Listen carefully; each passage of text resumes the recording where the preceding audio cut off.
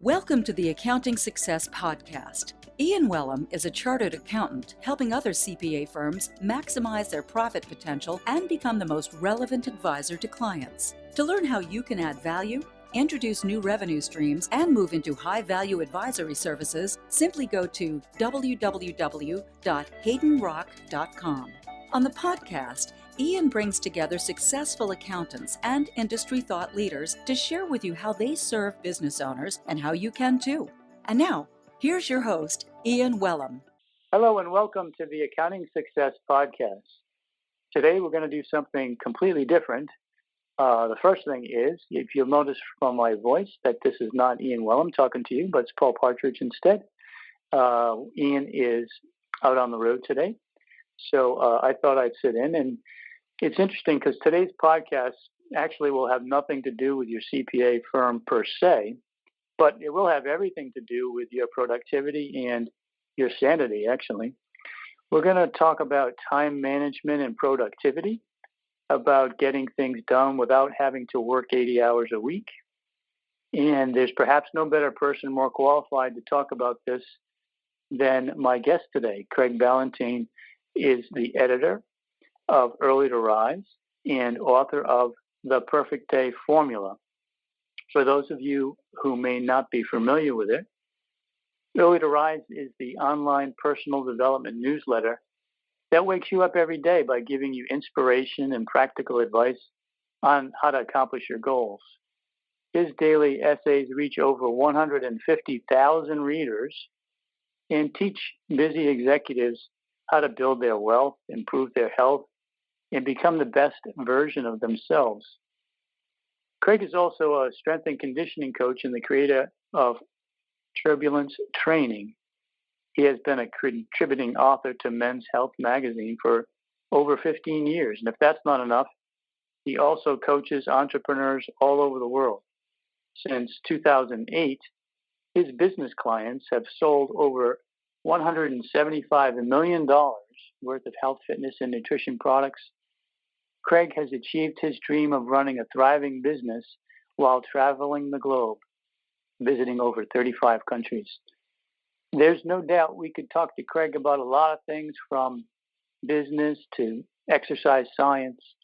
But today, I think we're going to focus on developing and exercising our time management and personal productivity muscles. So with that, I want to say please welcome Craig to the podcast. Thanks for joining us, Craig. I'm really excited. Hey, thank you. I'm bringing the international flavor today since Ian's out, I guess. Yes, that's great. It's great. Hey, Craig, this is going to be a fun challenge. I don't know if you know this or not, but we accountants are the busiest people on earth. At least that's what we would have you believe. Anyway, typical CPA bounces from crisis to crisis, deadline to deadline, and really never seems able to catch up. It's kind of Monday through Friday is probably best described as controlled chaos, and that's during the slow season. From February to April, they work 70 to 80 hours a week, and that schedule repeats again in September, October. It's kind of an exhausting, out-of-control grind, so your help is sorely needed, Craig. Well, I'm happy to help, that's for sure. And I know what you guys go through because you got clients like me sending stuff in at the last minute, right? Exactly. Yeah, it's always a last second scramble. And you know, one of the things that's kind of always been a big head scratcher for me, Craig, is that many accountants wear their relentless busyness like a badge. You know, they equate being busy with being successful, and I think you would agree the two have nothing to do with each other. No, I mean, sometimes that can be, you know, a real bad thing. It was for me, in fact.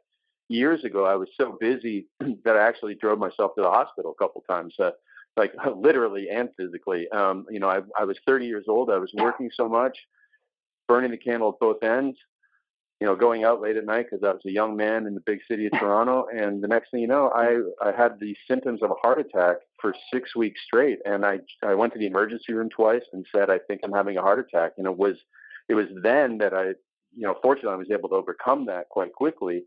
But it was then that I decided to put in more structure into my life that allowed me to have more true freedom.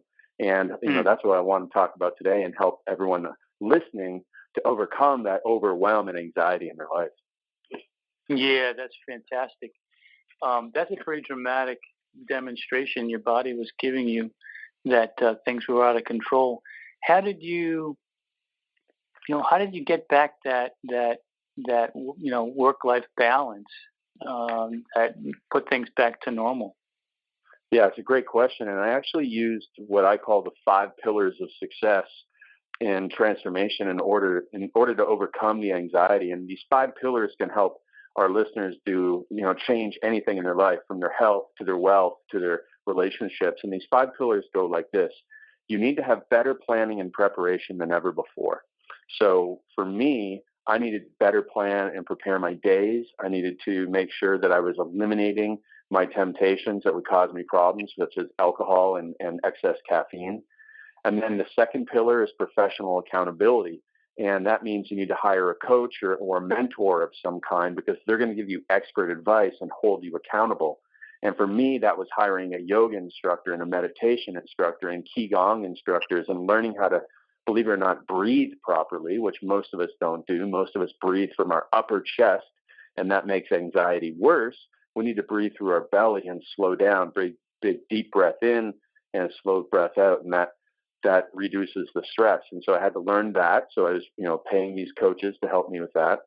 And then the third pillar is positive social support. And that can be online or offline. It doesn't have to be real world only. But I had friends who had gone through anxiety, and I was able to talk to them. And so whenever I was having a bad day, I would check in with them. And so people listening, whatever you want to change in your life, you find somebody who's going to give you that positive social support, and you check in with them on a regular basis. And then the fourth pillar is a meaningful incentive. And anxiety attacks about 5% of the population. So if we had 1,000 people listening, there's going to be 50 people who are going to have severe anxiety attacks like I did, and, or their children might be dealing with it. And anxiety is like a black box. You don't know what's going on inside of you, and you can't explain it to somebody else. So it's very frustrating. And so my meaningful incentive was to simply do everything I possibly could to overcome it. And what I see in my fitness business, Paul, is when people say they want to change, when they want to lose weight, when they want to get back in shape, or when I'm coaching my business clients and they say, I want to have more time for, more free time, it's only when there's a meaningful incentive involved. Meaningful incentive meaning, the guy who's going to lose weight, he's going to stick with the program if he's doing it for his children, if he's doing it to have more energy for his kids, if he's doing it to be there for when they graduate. And that's the same with our time. If we're trying to get more time for our family, more quality time, that's a meaningful incentive, and we're more likely to stick with the program. So that was the fourth pillar, meaningful incentive. And the fifth pillar is actually the biggest one and most important of all. And as an accountant, you guys know the power of this one. It is the big deadline. So, in America, I believe it's April 15th. In Canada, it's April 30th is our personal income taxes. And guess what? Most people get their stuff done on time, just like we got our college essays done on time at the last minute. And so that big deadline spurs us to action. And so whenever somebody's trying to make a change in their life, I always say you got to put a deadline on it. 90 days, 21 days, 60 days, whatever it is, you can commit to that short period of time. And that deadline does 3 things, Paul. I hope you don't mind me rambling on here, but kind of get in the flow. Sure. And so the deadline does 3 things. First of all, it spurs us to overcome the initial inertia. So if you set a New Year's resolution that you want to lose 20 pounds, or you want to cut your work hours by 5 hours a week, and you say, okay, I'm going to give myself 60 days to implement this, then you're going to start and you're going to get going. But if you say, I just want to do it sometime this year, you're never going to get going on it, because it's abstract. There's no real hard deadline. So there has to be that deadline to get you going.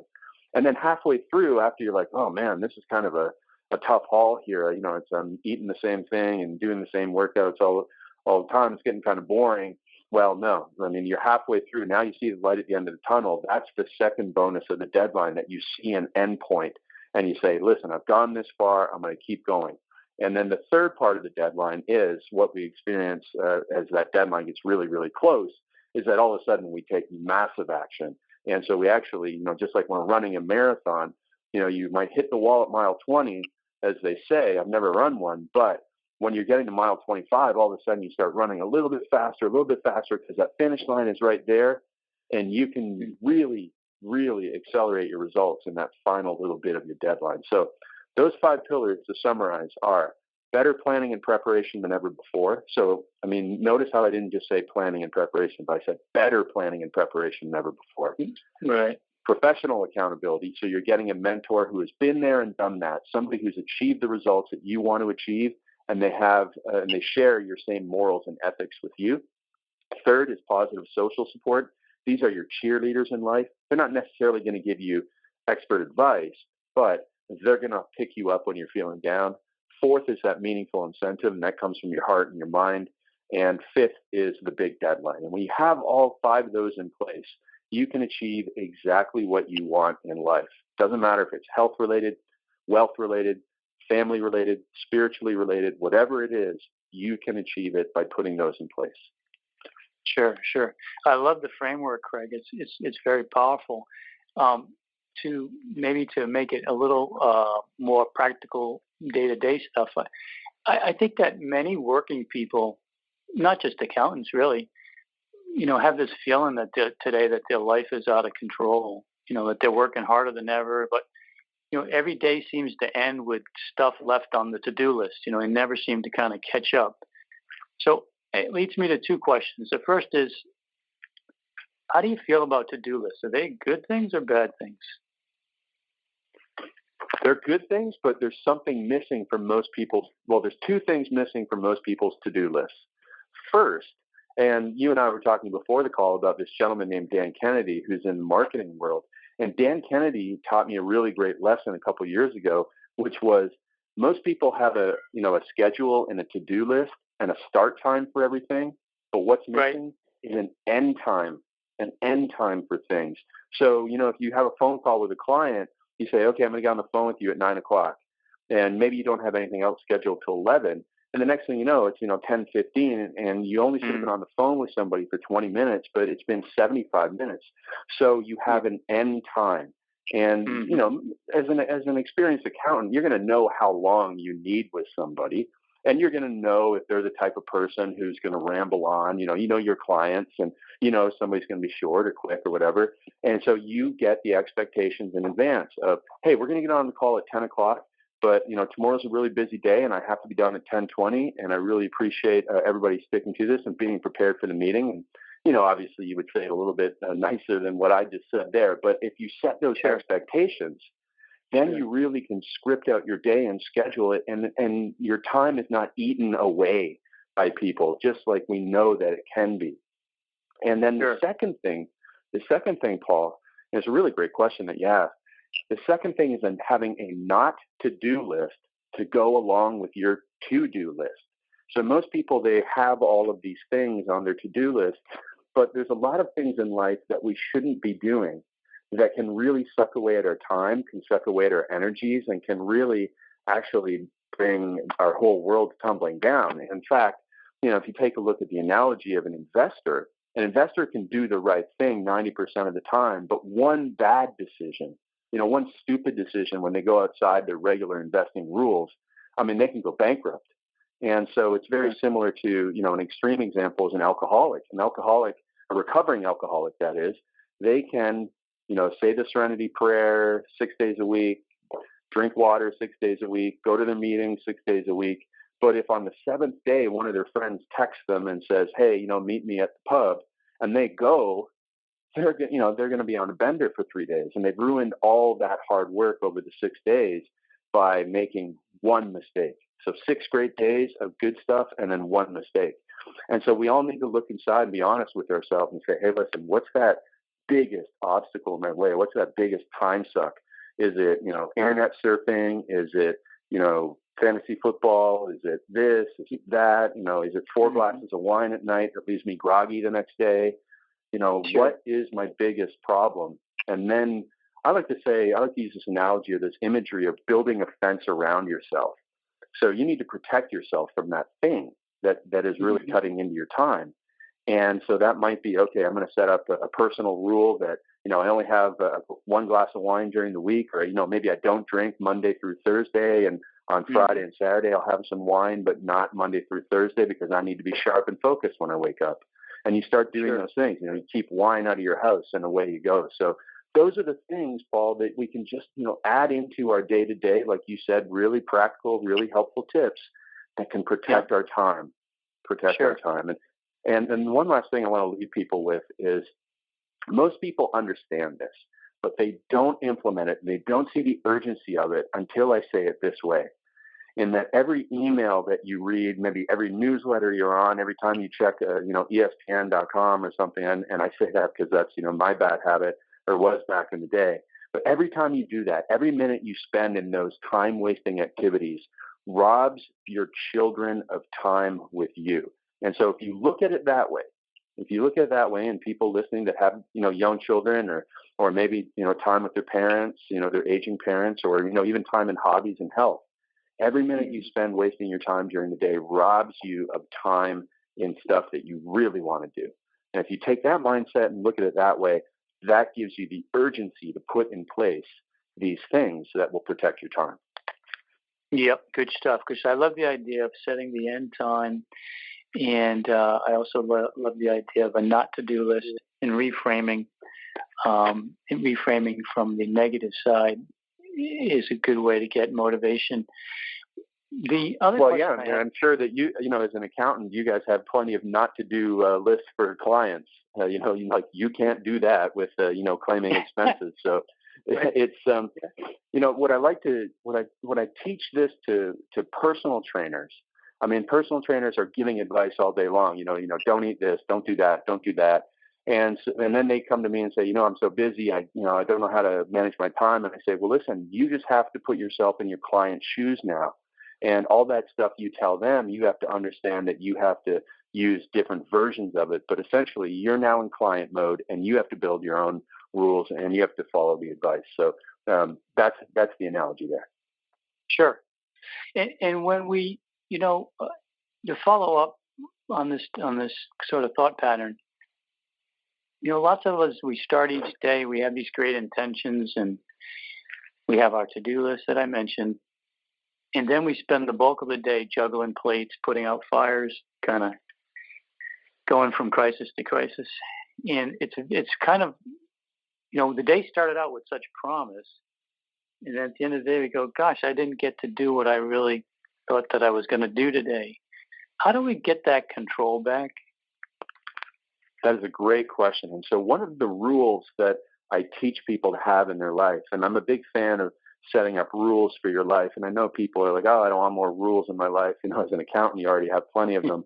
But rules for your life are like having an operating system in your iPhone or in your computer. And what does that do for your computer? Well, it makes it really powerful and effective. So when you have your own rules and your own operating system, you become more powerful and effective. And so I teach people to have 5 rules, and I talk about those in my book. And one of those is make sure that you focus on your number one priority first thing in the morning for 15 minutes. And that might not sound like a lot of time, but 15 minutes a day can really move the needle in your life. So if you want to get ahead on a project, there's one major project. And if you go to work and, the next thing you got phone calls and emails from everybody, and you end that day, most days that is, without making progress on your big project, then what you need to do is get up first thing in the morning and spend 15 minutes on it. And what I tell people to do is get up I know there's this big movement towards getting up at 5 o'clock in the morning, but I don't believe people have to do that.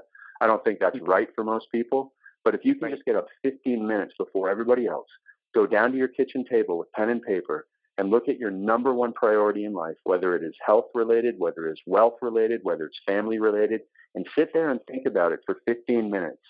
Clear in uninterrupted thinking.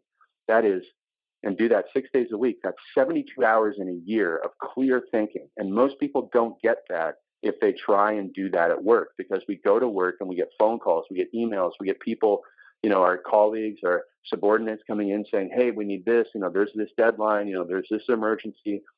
And that's why we end those days, especially as an accountant, when you have to deal with other people a lot more than a creative person. that you end up losing that time. And so you have to take control. And even that 15 minutes, it gives you that momentum. It gives you that victory that the world can't take away from you, no matter how busy and crazy the rest of the day gets. So 15 minutes in the morning is one way to combat that. Mm-hmm.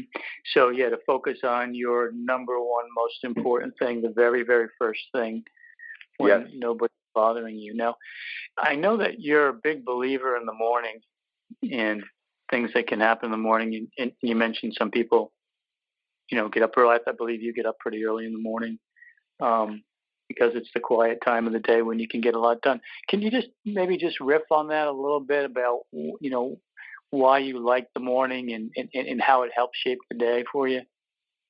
Absolutely. But I'll start with this caveat first, in that one of my best friends runs a $100 million supplement company between the hours of 9 p.m. and 3 a.m. because he's a night owl. And 20% of the population is chronologically night owls. And so I don't force people to be morning people. However, there's a couple of things about the morning. First of all, we have more discipline and willpower in the morning. Now, it's one thing to say, I'm going to do this tonight at 11 o'clock. But most people don't have the discipline and willpower to, avoid the wine at night or avoid the television, avoid your spouse saying, hey, come to bed. And so for most people, the world is built around getting up early. And when you get up early, there's fewer distractions. There's no phone calls. If you start your day at 7 o'clock, you sit down at your desk at 7 o'clock in the morning, that there's no business phone calls coming in till 9 o'clock. Those are work hours. You might be getting emails, but you can stay out of your email because there's not going to be any emergencies that you have to deal with unless your place is on fire. And so that is the power of the morning, that you control that time. And so in my book, I talk about controlling the morning. We control what time we get up. We control what we do first thing. We control what we have for breakfast. We control the morning then more than we control any other time of the day. And that's where we have those victories, like focusing on our priority. That's where we have our victories in our health, like starting the day right and having good energy for the rest of the day and getting that momentum to encourage us to make the right decisions over the rest of the day. And that is really powerful time. And so it's just the way the world works. And we want to leverage what the world is offering us, because if this is the way the world works, that once, 9 o'clock hits, that all hell breaks loose. And most days that's what happens. It's not like you're going to be able to say at 5 o'clock, I'm going to go and do my thing. No, it's because some client has waited too long to get you something, and you got to turn it around before 7 o'clock at night or whatever it is. And so, it's people's, the way that they take advantage of our time is, the fact that that's going to happen in the afternoon. We know it's going to happen. And so we have to get ahead of the game. So what I'm hearing is that it's difficult to control things, and the morning is the one time of the day that we have the most control. So let's make the most of it. Absolutely. Absolutely. Yeah. Good. And now your process and program is really heavily associated with things like discipline and structure from what I hear you saying now. I'd love to get your opinion. Do you think that people have less self-discipline today than previous generations? Man, that is an excellent question. I would say that as an optimist, I would say that most people underestimate the discipline and structure that they have within them. You certainly see the extremes that people can go to in discipline and structure with higher level of performance in all sports these days. And you see that in terms of, there's really a movement towards these extreme workouts in the fitness world, and people are really getting involved in that. And so it really comes down to, well, is there any reward for me doing this? And so you see that, if people are aware of what I'm referring to, this CrossFit culture in the workout world, where people go and do really hard workouts, why would anybody do that? Well, the answer is because there's a really strong community there. It's almost like, the modern day bar, really. People are meeting, the opposite sex there. There's a lot of fun. They go and they grind out these workouts, but then it's all about this community. And so really we can have that structure when we find a reason for doing it. What is, again, going back to the pillars, what's the meaningful incentive for doing it? And what I found was, personally, was when I didn't have that structure in place, when I didn't have the discipline that I had prior in my life when I was a student and a college athlete, well, then I had too much freedom. And what happens when you have too much freedom is you end up like Mike Tyson. Mike Tyson had $300 million, and he had nobody around him giving him discipline once his trainer passed away, and he spent $300 million. Now imagine he had some structure in place and someone there saying no, he would have a much better life today. And so there's a really great author named Paulo Coelho who wrote a book called The Alchemist, and he has a really great quote that says, "Discipline and freedom are not mutually exclusive, but mutually dependent, because without discipline, you would sink into chaos." Now, I found that out the hard way in my personal life. Our clients, your clients as accountants find that out the hard way when they don't have structure in the reporting method and they get audited, right? And so, and also, here's another great example, rules of the road. Imagine you didn't have red lights or stop signs in your town. It would be utter chaos, too much freedom. And so we need to have structure in place. And when we have structure in place, everything works the way it should, and we have true freedom in our life. And so that's why I encourage people, you want to have all that structure.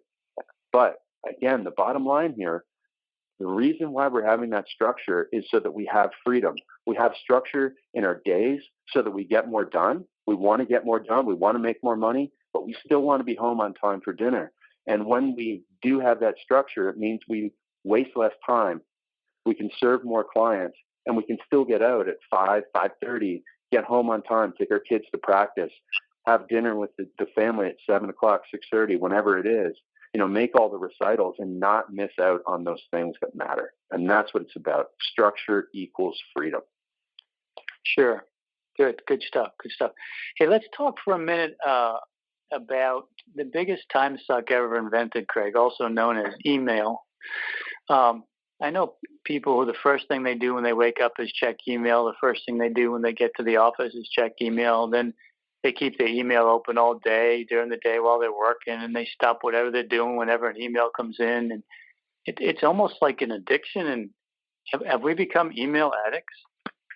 Well, it truly is addiction related, because when you receive that email, it's a reward. It's like, the rat, does the thing in the cage, and it hits the button and it gets rewarded with sugar or something. And that increases dopamine in the brain of the rat, just like checking email or getting an email alert or a buzz on your cell phone, text message. It increases dopamine in our brain. So it truly is an addictive cycle and behavior. And so that's why I try and teach people to stay out of their email as long as possible. Now, I used to be a personal trainer, so I used to have these clients at 6 o'clock in the morning. And so I understand the fact that, in some cases you have to check your email. I didn't want to get up, take the bus downtown, show up at 6 o'clock in the morning only to find out, because I didn't check my email, that my client had canceled. Just like how you don't want to go and, sit there for a phone call and then find out that they canceled. So you need to have systems in place where you're checking email and then getting out of it. And you exit your email, and, maybe you have a computer side of your desk and a non-computer side of your desk, or maybe you set it up so that you only check email at certain times. But you need to get out of there, because otherwise you are having that reward cycle going on, and it just deepens the addiction. So you need to set up systems in place, whether it is, if you're fortunate enough to have an assistant who can filter emails, or whether it is checking email just every 50 minutes. You work 50 minutes on a project, you get 10 minutes to check the email, stuff like that. It needs to be set up to protect yourself from that. And that goes back to the not to do list. Most people need to have some sort of, I don't check email every 10 minutes, or, I only check email every 90 minutes type of rule in their system, and they'll get more done. Yeah. So again, it goes to me, I hear it going back to what you said earlier about control. It's really taking something that if you leave it to random chance, you're going to be a victim, as opposed to if you set the rules and make the control, then you're the master instead of the victim. Absolutely. I believe there's two types of people in life. There's proactive people who are successful, and they're, taking charge of things. And there's reactive people who struggle. And the reactive person is the type of person who hits the snooze button, who eats a bad breakfast, who gets into work late, and who checks email first thing. And the next thing you know, they're the type of person who at 5:30 says, I was so busy today, but I didn't get anything done. And, they have to work late and they miss out on family stuff. So it's all about being proactive. Yeah. And it's an interesting word that you choose, because our whole system is based on a proactive approach for CPA business. But one of the things, Craig, I just wanted to mention quickly, but I think it's important. I know that you're a big believer in gratitude as part of a daily kind of ritual. Can you talk about the role gratitude plays in your system? Yeah, absolutely. It's a great question. And a lot of people throw around the phrase life changing a lot. And this is a case where it literally changed my life. Having gratitude. Growing up, I was a cynical, kind of angry young man. Not, that I would get into fights with people or anything, but just, typical cynical and skeptic type of person. And then about, maybe 5 years ago, I got turned on to this gratitude thing. And it's really just helped me become a better person, helped me become a better coach, helped me become more open-minded and empathetic towards clients and towards people that are struggling. And so just doing this daily gratitude of writing down what I'm grateful for in terms of the people. I could list 50 people a day that, put a smile on my face, and it reminds you, pardon me, about all of the great little things in life that we have to be thankful for. So a lot of people struggle in this day and age with comparison syndrome. They're comparing their cars and their houses and their lives and their Facebook accounts to other people. And that causes a lot of stress and anxiety. But if you then just think about, hey, listen, instead of thinking about what other people have, let's list all the things that I have. And when you do that, you go, holy cow, look at all the stuff I got. I mean, you just turn on the news and you go, first of all, I'm not in that situation where that person got hurt or whatever. I'm safe and sound. My family's safe and sound. I got a funny dog. I get to walk my dog. I got, great food. Dinner's going to be awesome tonight. I mean, it's all about the little things in life. And so when I started gratitude journaling, I was reminded of that. And we built out a gratitude journal in our system just to help people realize how good their life is right now. Not that we're saying, just be satisfied and start to settle, but at the end of the day of pushing hard, you want to be reminded that, hey, you're already doing pretty darn well. Yeah, that's great stuff.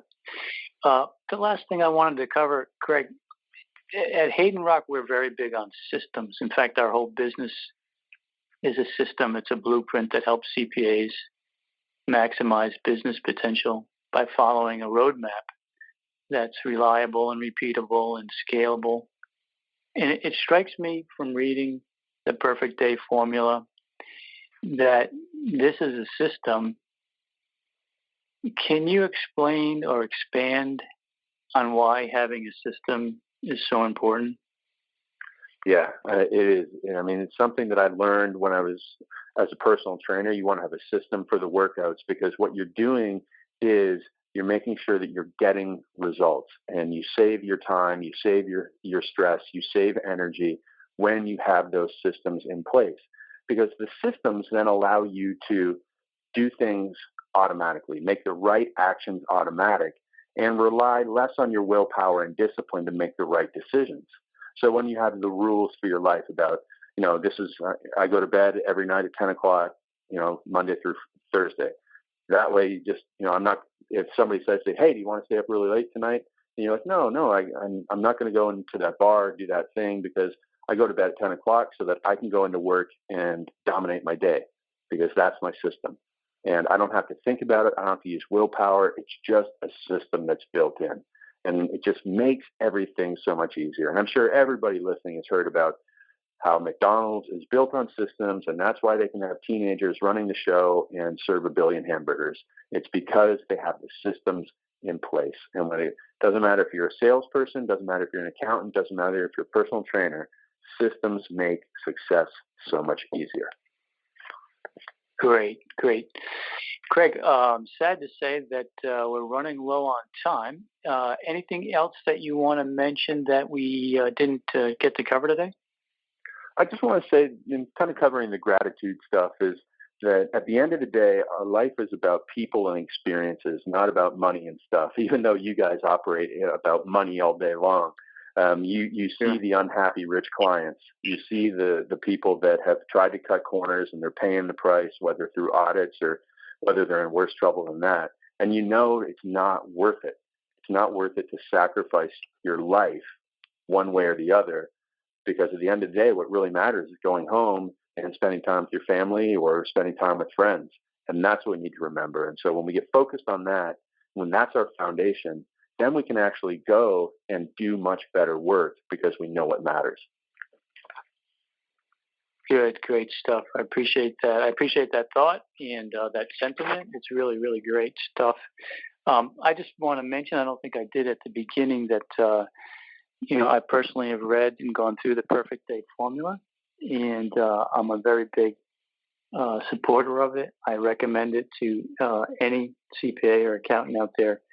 Our lives are crazy and busy, and it does give structure to the day, and it's very simple stuff that makes sense. And it's remarkable how fast it can give you control in your day. So I want to thank Craig Ballantyne, the editor of Early to Rise and author of the Perfect Day Formula that I just mentioned, for sharing his success, some of his success secrets with us today. Great stuff. Thank you so much, Craig. Thank you. Craig, if people want to learn more about you or Early to Rise or the Perfect Day Formula, what's the best way for them to do so? Well, here's what I'd like to do. I'd like to give everybody a free copy of my book. All they have to do is pay shipping and handling, and if they go to freeperfectdaybook.com, they can get a free copy of my book sent to their doorstep and read it, and they will get all the information about how to apply that system to their day to get more done, make more money, and still get home on time for dinner. So freeperfectdaybook.com. Wow, that's great. I really appreciate that. That's a very generous offer. Thank you so much. I hope that our listeners will take advantage of that. Anything else, Craig, you wanted to add as the clock's ticking here? No, this has been really fun, and I just want to reiterate what you guys do in your business is giving people the systems to save time, energy, and money. And this book, The Perfect Day Formula, will do the same. It will save them time, energy, and money, and really take a lot of the weight off their shoulders so that they can really live a life that is well lived. Good stuff. Okay, there you have it. This is Paul Partridge saying goodbye for now. Thanks for listening. We'll see you next time on the Accounting Success Podcast.